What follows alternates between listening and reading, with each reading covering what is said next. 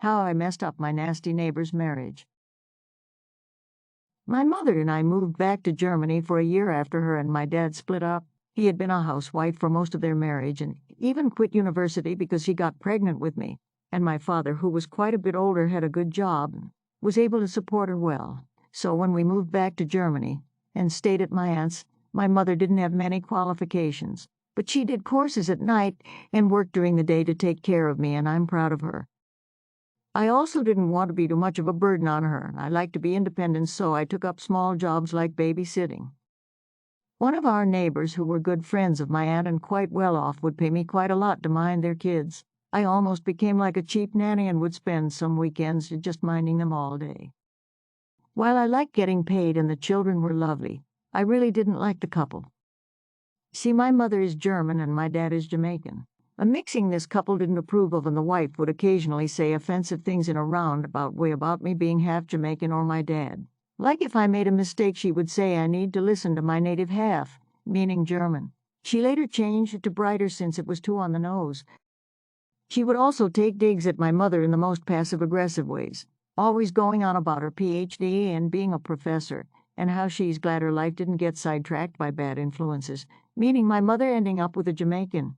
It was constantly like this and worse. I think it bothered me more than it bothered my mother, who never let what others said get to her. Now the husband, well, where do I start? He would always eye me, like constantly staring at me and mentally undressing me. I tried to ignore it for the most part, but I knew his wife sometimes caught it and it pissed her off, which made me sort of like it. He would always say suggestive things, and I'm pretty sure that he paid me far more than they normally would, and that pissed her off even more. I'm pretty sure if it weren't for him she would have fired me, but he's clearly the dominant of the two. I did think of quitting as well, but they had a niece who would visit often, and she was about my age and we got along well.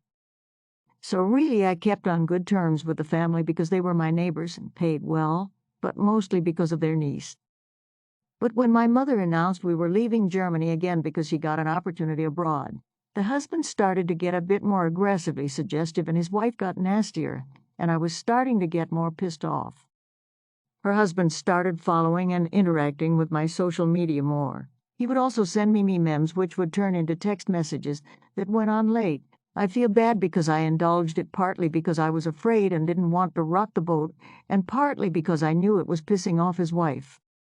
He accidentally sent me a pic with him topless in towel once, then immediately said it was for his wife. One day I was in their pool with their niece. The husband joined us, and while fighting in the water, he came up behind, accidentally slid his hands under my bikini top and copped a feel. At this stage, I told myself I was going to do something to get them back before we left Germany.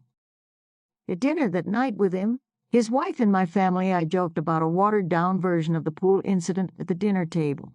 Everyone thought it was just an off comment and laughed it off, but he went very quiet, and I could tell despite laughing. His wife wanted to kill him with her eyes. Me and their niece got into an argument after because he said my joke was inappropriate, and I said that her uncle was inappropriate, kinda tongue-in-cheek, but also not really. It's not like I had proof either because I deleted all his messages. After that, we weren't as close anymore. You'd think this incident would have stopped my neighbor from being suggestive, but he only got worse and would openly say things like, "Let me squeeze," but as a joke. So on my last day babysitting while the kids were asleep, I stayed in their pool with their niece. The husband came out and sent her off to a local shop to get something for him, saying he had a bad back. Yeah, right, he just wanted to be alone with me. He got in pool and started fighting in the water again. I got out for a few minutes and while upstairs, saw his wife cycling towards the house, and straight away I got an awful idea, but right then didn't care. I ran back for the pool and took off my bikini top. I told him, "Is that what you were waiting for then?" And he grinned like an idiot.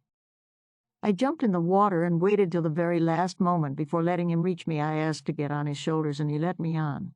In mere seconds, his wife walked out into the back garden, seeing me on his shoulders topless. She was speechless and paler than pale. He froze, and when she managed to finally say something, he lied, saying the straps off my top must have come off and he didn't notice. But I just said in laughing voice that we were just playing. Without saying a word, his wife just turned and walked back into the house. He got out of the pool and went after her. He didn't say much at all to me after and paid me 5 times the amount, saying to just forget the pool. That was the last day that I saw that man. After moving, I learned from my aunt that shortly after we left, the couple went into marriage counseling, which according to her was weird because they were the perfect par couple of the neighborhood and were the backbone of the community, never having major issues. I feel sort of bad for it because of the kids and that I escalated things too far. But honestly, a part of me says, fuck that couple. I haven't told my mother all this yet, not because she'd be angry with me, but because she'd be upset that I went through this alone.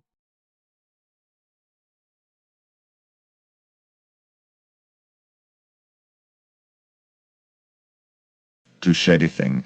Fire my boss. I'd millions from your client. I don't think so. Forgive me if this is long. This happened a while ago, but it's still so fresh in my mind. I left college with a business degree in one hand and no job in the other. And like so many colleges, the promises of alumni willing to give jobs to graduates could not have been further from the truth. So I had to seek out my start from the bottom. I found a good job in operations at a company. I can't say who without giving it away.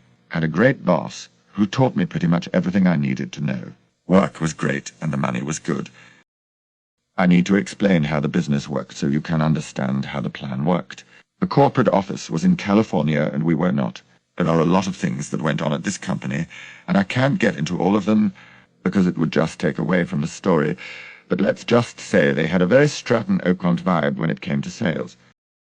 I started out worked in operations with some of the smaller clients, but with some help from my boss, was able to climb the ladder rather quickly to the point of being over all the operations and order processing for the firm. We had a very large client, 90% of the company's business.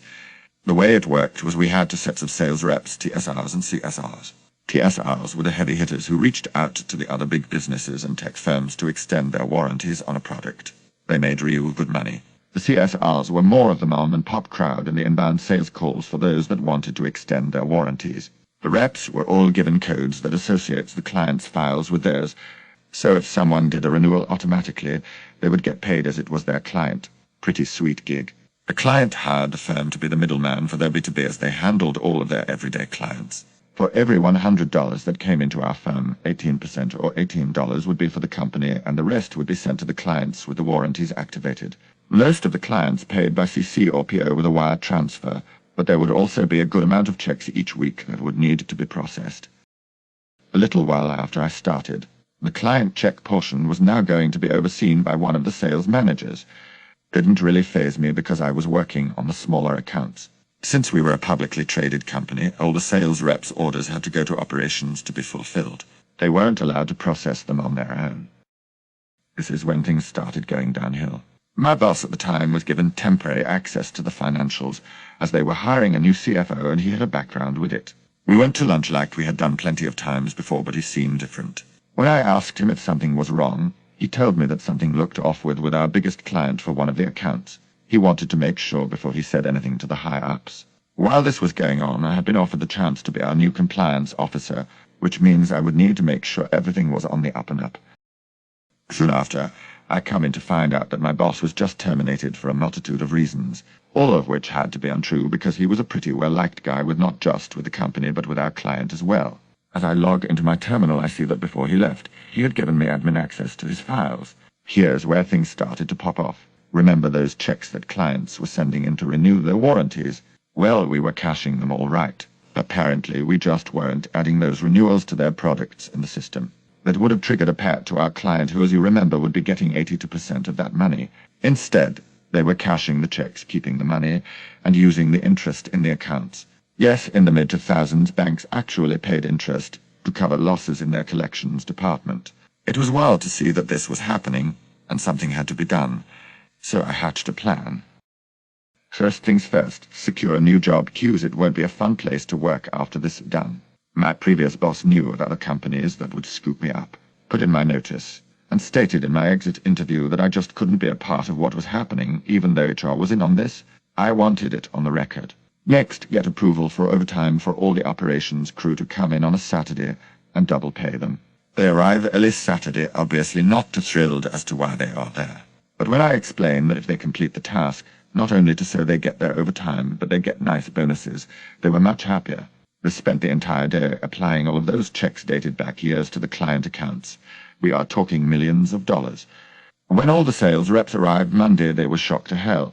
Not only did they meet their weekly goals before picking up the phones, they made their monthly and quarterly goals too, 2 weeks into the new quarter.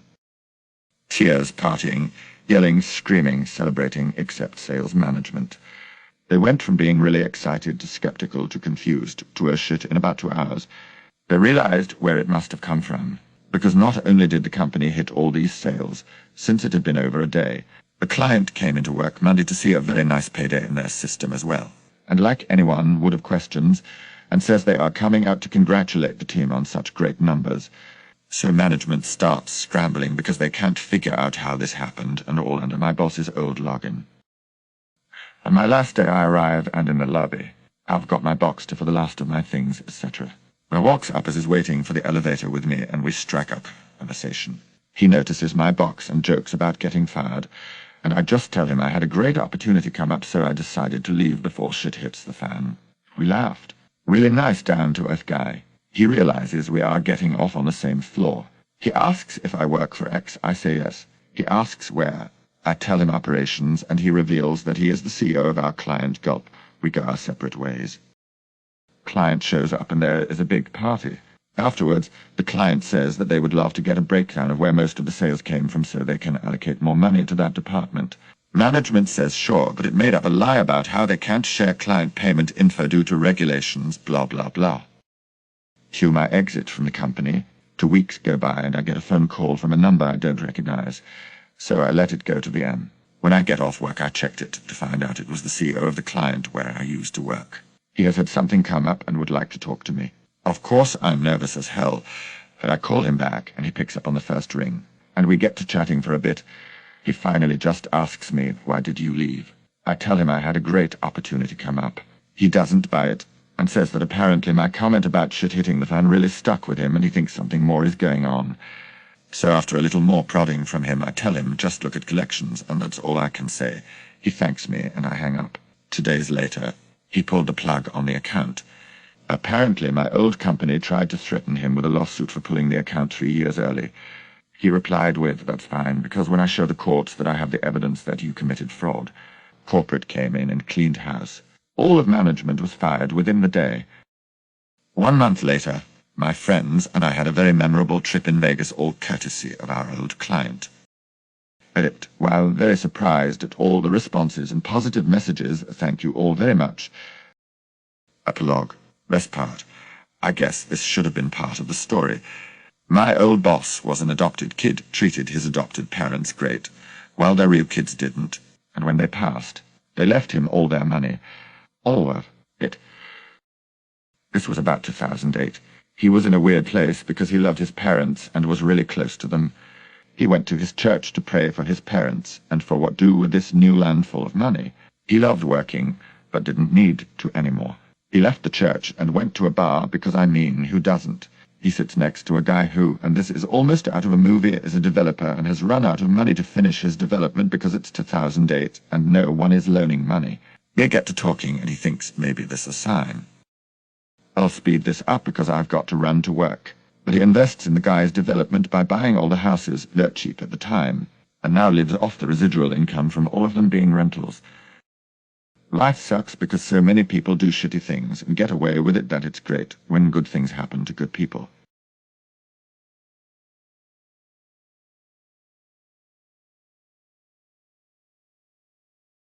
Check out my other awesome videos.